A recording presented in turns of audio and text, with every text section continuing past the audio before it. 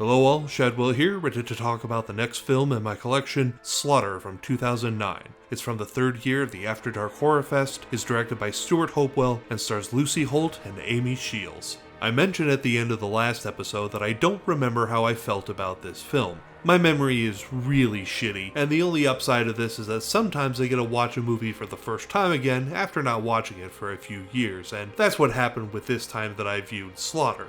It was almost brand new to me, but not because the movie is forgettable in a bad way. I really like Slaughter, and as soon as I got into it, I started having flashes of enjoying it the first time I watched it as well. The big problem with reviewing this film is that I have to exercise restraint when talking about it, because while it's not exactly what I would call a twist movie, it does start out as one kind of film, and then the last 30 minutes it veers 90 degrees and becomes another kind of movie altogether, and it is a very well designed last 30 minutes. With one big fault in its logic that I unfortunately can't talk about without revealing what the real movie is, so I leave it up to you to figure out the logical fault for yourself, but it isn't too hard to figure out. The film does claim to be based on true events, and I couldn't learn if this was a legit claim or not, as there isn't a whole lot of info about this movie out there. And for some reason, the protagonist of the movie, played by Amy Shields, doesn't get top billing, which confuses me, but the friend character, played by Lucy Holt, does do a really solid job, so I guess it's okay she got top billing.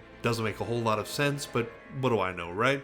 I did have a problem with the sound mix towards the beginning of the movie, where the voices were very quiet when compared to the ambient noise or the soundtrack, but it cleared itself up after a few scenes, and so it wasn't a huge deal breaker for me. There is a warning though for this movie of some, what I'm hoping was simulated animal cruelty, and at around the 1 hour mark, there is a reveal that I can only say was equally appalling and sad without ruining the rest of the film.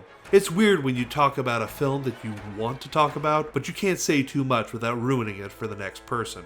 And with that, I'm just going to abruptly give Slaughter a B+ and recommend you see it for yourself to understand. Join me next time when I talk about the last film from the third Horrorfest, a little gem called Voices. See y'all then.